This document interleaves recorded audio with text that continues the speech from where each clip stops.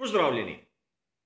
Danes si bomo ogledali zanimive zgodbe, ki se skrivajo za imeni ovinkov v Zandvortu.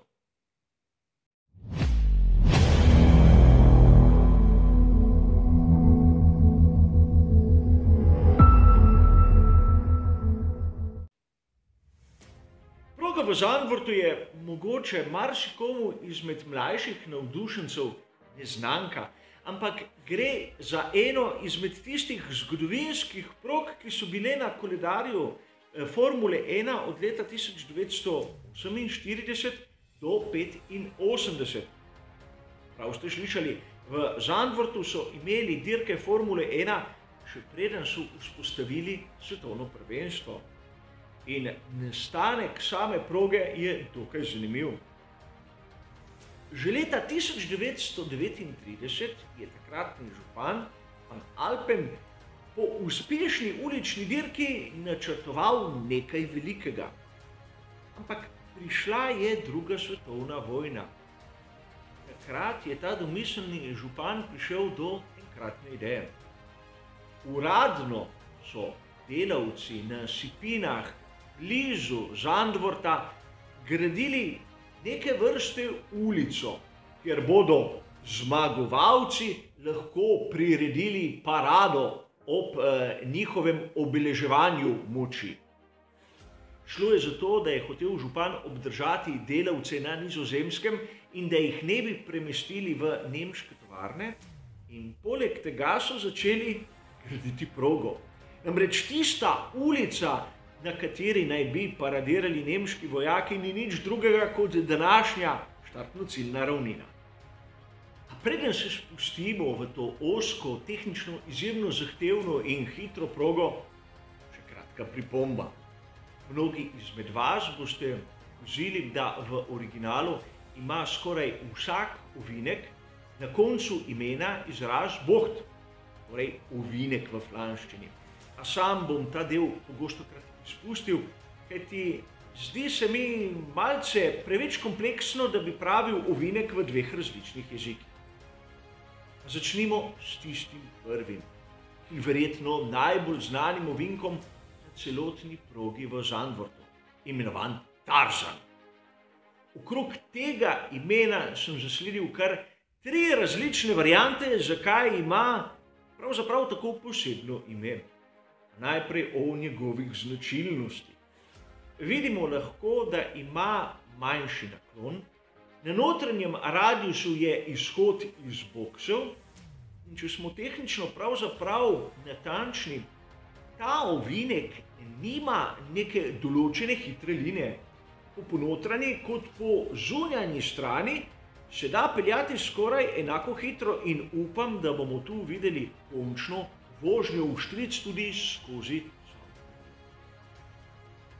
Kot sem vam omenil, o nastanku tega imena kroži kar nekaj legend in začel bom s tisto najbolj običajno in malce dolgočasno. Ponavadi ta rešitev je tudi tista najbolj verjetna. Proga je nastala leta 1948.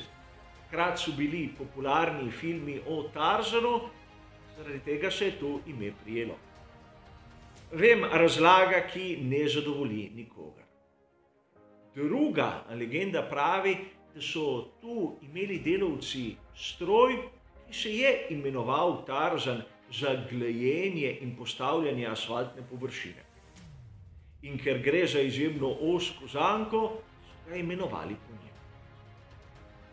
A tretja zgodba je tista, ki je najbolj znana med navdušenci motošporta, ter verjetno tudi tista, ki je najbolj zanimiva.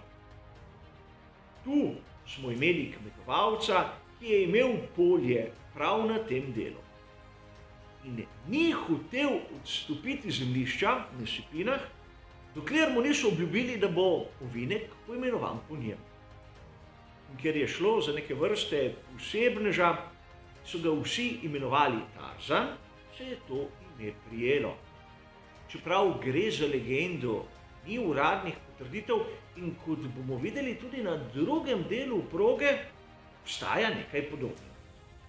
Vseeno ni važno, zakaj se ta ovinek imenuje Tarzan, Važno je, da ga imamo in da ga poznamo. Nato se spustimo proti drugemu ovinku, Gerlach.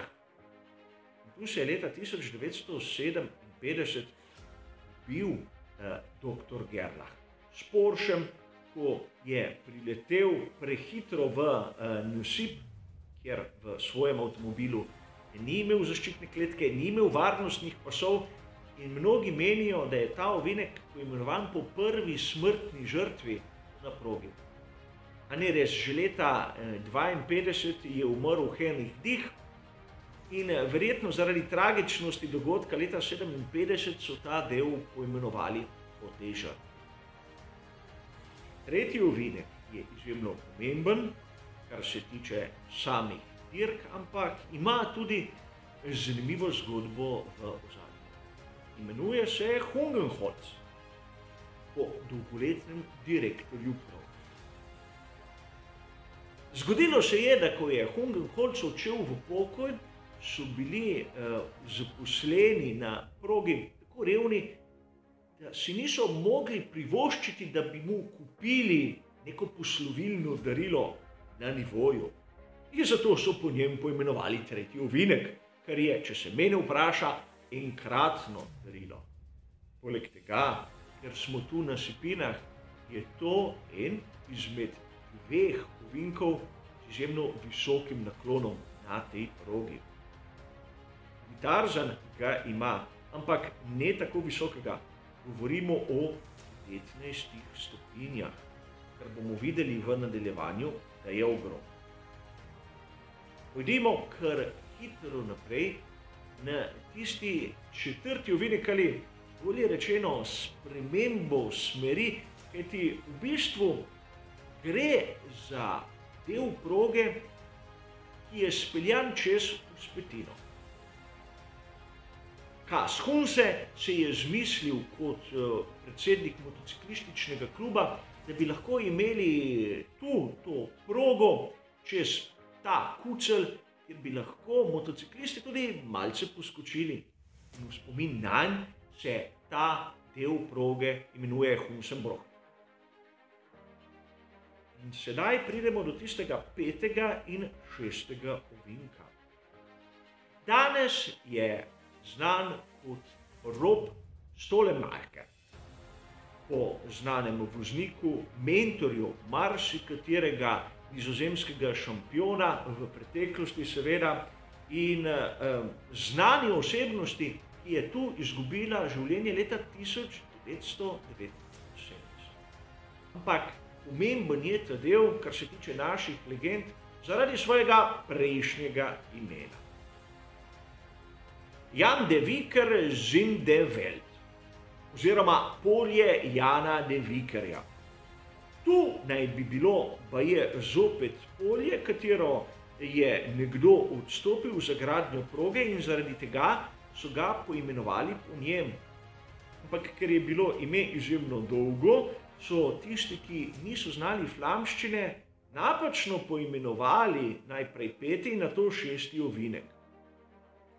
Nato po letu 1979 so ime spremenili, bila je tudi tu spominska plošča, ki so pa jo odstranili, ko so popravljali potek ovinkov. Sedaj je v hrambi in čaka na boljše čase, da jo bojo zopet dali na tisto mesto, kjer spada. Že smo pri sedmem ovinku, zopet izjemno znanem med tistimi, ki imamo radi motošport. Skiflak. Gre za ovinek, ki je izjemno tehnično zahteven, kjer je potrebno imeti spretnost in pogum, da se ga lahko pelje skorajda na polno, ampak pomeni, prevedeno v slovenščino, mejo. Namreč tu, ko so bile še Sipine, naprimer 200 letji od tega, je bila točna meja med tistim ozemljem, ki je bilo javno dostopno, in onim, ki je bilo v lasti zasebnikov. In kot zasebnike tu menim na tiste fevdalne gospode. Ovinek, katerega ime moramo poznati in kjer mislim, moramo uporabiti izgovorjavo, kot je v originalu. Skiflak. Na to ovinek številka 8, imenovan Master. Zakaj tako? Enostavno. Po obnovi so tu imeli tako znano tekmovanje v Formuli 3, Marlboro Masters. In ovinek se je najprej imenoval Marlboro, ampak ker z leti je bilo reklamiranje tobačnih izdelkov prepovedano, so dobili to izjemno simpatično rešitev, ki nas spominja tudi na izjemno pomemben del motošporta, ki se je odvijal tu na Zandvoortu. Je to 9. in 10. ovinek, ki se imenujeta 9. ter 10., ker nimata pokrovitelja. Včasih, če se bo kdo spomnil, je bil 9. ovinek imenovan Renault, 10. pa Vodafone. In prihajamo kmalu na konec našega kroga, ker se bomo zopet ustavili pri izjemno zanimivem delu. Kombinaciji 11. in 12. ovinka, ki se danes imenujeta Hans Ernst, zopet po direktorju proge. Včasih je bil to Audi S, ukolikor se spomnite kakšnih starejših dirk. Ko prihajamo do 13. ovinka, Kumho, no, tu imamo pokrovitelja in na koncu nam ostane še 14. ovinek, tisti drugi z visokim naklonom, imenovan po Ariju Luyendyku. Zopet ovinek, ki ima naklon 19 stopinj. Marsikdo se zdaj sprašuje, zakaj to tako poudarjam. Namreč, kolikor vzamemo tisti znani oval v Indianapolisu, bomo lahko dobili podatek, da je tam naklon okrog 9 stopinj. No, tu je okrog 19. In Arie Luyendyk, nizozemski voznik, je tisti, ki je dirkal za 500 milj Indianapolisa zmagal dvakrat. Zato ta ostri zavoj pod naklonom, ki spominja na tiste na ovalu, je prav, da je poimenovan po njem. In zopet smo prišli na tisto štartno ciljno ravnino, ki so jo začeli graditi med drugo svetovno vojno. A sedaj si lahko predstavljamo, kako bo na prihajajoči veliki nagradi Nizozemske, ko bodo vozniki skorajda na polno prišli iz ovinka Arie Luyendyk, šli po ravnini in to zavijali v Tarzan. Kar se tiče te predstavitve legend, ki so za imeni na progi v Zandvoortu, je to vse. Hvala za vašo pozornost, ter seveda nasvidenje.